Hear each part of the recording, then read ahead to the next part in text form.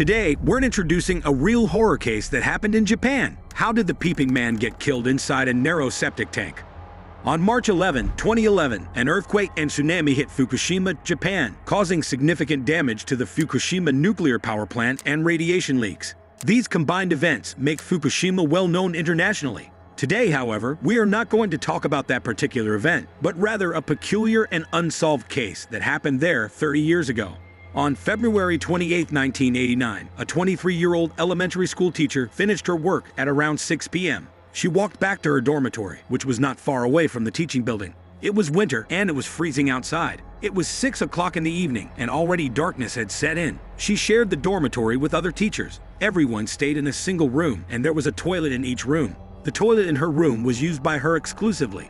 Buildings in rural areas in Japan 30 years ago were not architecturally well designed. The toilet in her room was a squatting toilet. Under the squat pan, there was a U-shaped septic tank, at the other end of which was the sewage outlet. The outlet was located outdoors. Every once in a while, a contractor would open it up from the sewage outlet outside and use machinery to drain the tank.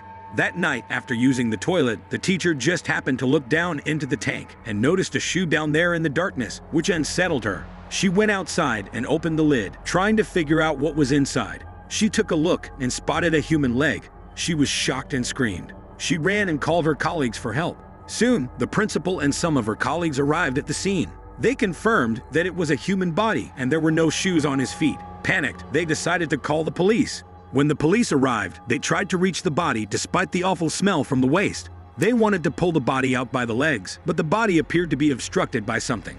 Unable to remove the body themselves, the police had to turn to firefighters for help. The firefighters dug the entire tank out with a digger and cut it open.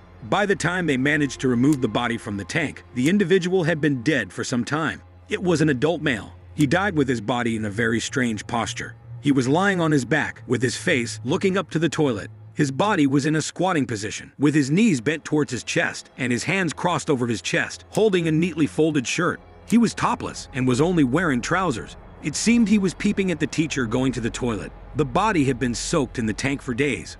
The examiners needed to wash the body twice before the autopsy could go on. Soon after the body was cleaned, somebody recognized him at once.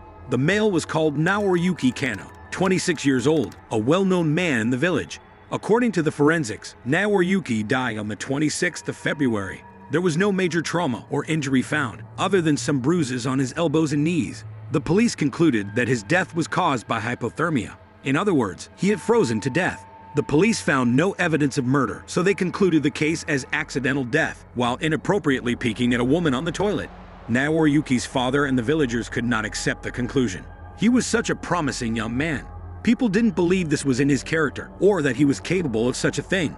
Before he died, Naoriyuki worked as a sales manager of a company that provided support to nuclear power plants. He played baseball and guitar. He also liked to write poems during his free time. He was an active young man, often organizing all sorts of activities in the village. Therefore, anyone who knew him could not believe that he would peep at women like a pervert peeping Tom hidden under the smelly toilet.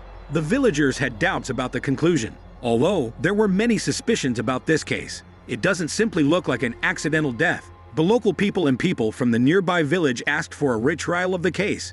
Within a month, around 4,300 people signed a petition for a retrial. The population of the village where Naoriyuki lived was only 3,800. There are some reasons telling why so many people didn't believe this conclusion.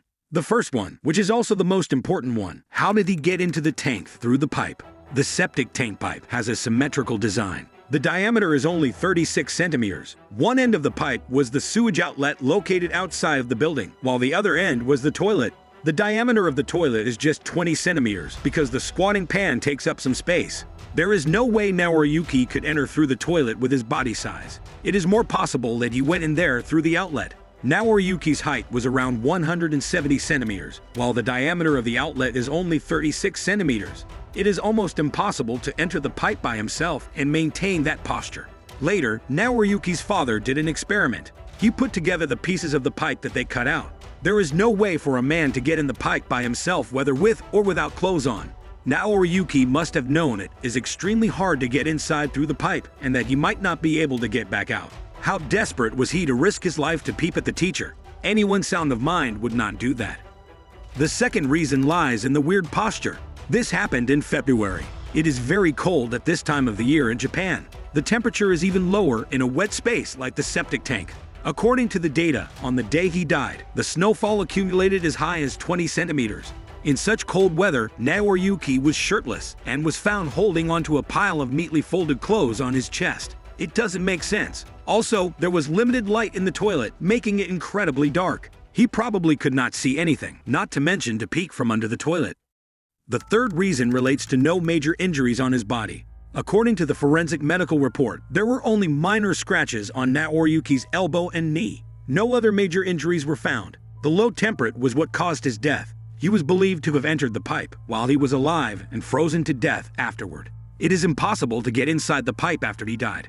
If he had died before he got in there, the forensic experts would have found other causes of death. If he was pushed into the pipe by somebody else by force, there would be more injuries on his body. However, there was none. The fourth reason is the shoes he took. Naoriyuki was barefoot when people found him. The police searched the pipe and found only one shoe, which was confirmed to belong to him later. The shoe was found near his head. It was the shoe the teacher saw at the beginning. There was only one shoe at the scene. Where was the other one? The police expanded the search area and found another shoe on the riverbed, which was far away from the crime scene. Why were the two shoes so far apart?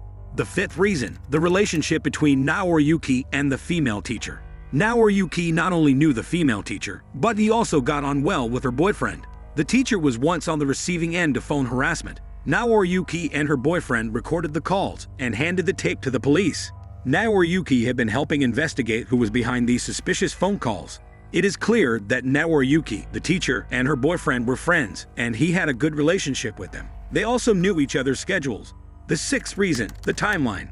Naoriyuki's body was found on 28 February, and he was believed to have died 2 days prior. The last person that saw him was his father. According to his father, he was watching TV in his room at around 10 a.m. on the morning of the 24th. Then Naoriyuki told his father that he was going out to run a couple of errands. No one had seen him since he left the house. Where had he been during these 2 days? The funeral of Japan Emperor happened to be held on 24th February.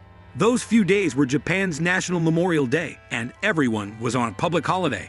The teacher took leave from work from 24th to 27th and went back to her hometown. She was not in the dormitory during this period, and Naoriyuki knew it. He may have climbed inside the tank and remained there since the 24th. He died on the 26th. He knew the teacher would not come back until the 28th, and no one would use the toilet except her. There was no reason for him to get into the pipe 2 days in advance in such cold weather just to peek at her.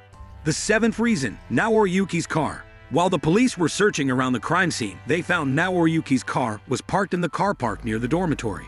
The car key was in the ignition and the doors were unlocked. It appeared that the intention was not to have parked his car there for long. It was more likely that he simply pulled over and intended to come back to the car soon. Otherwise, he would not leave his car open with the key in the ignition.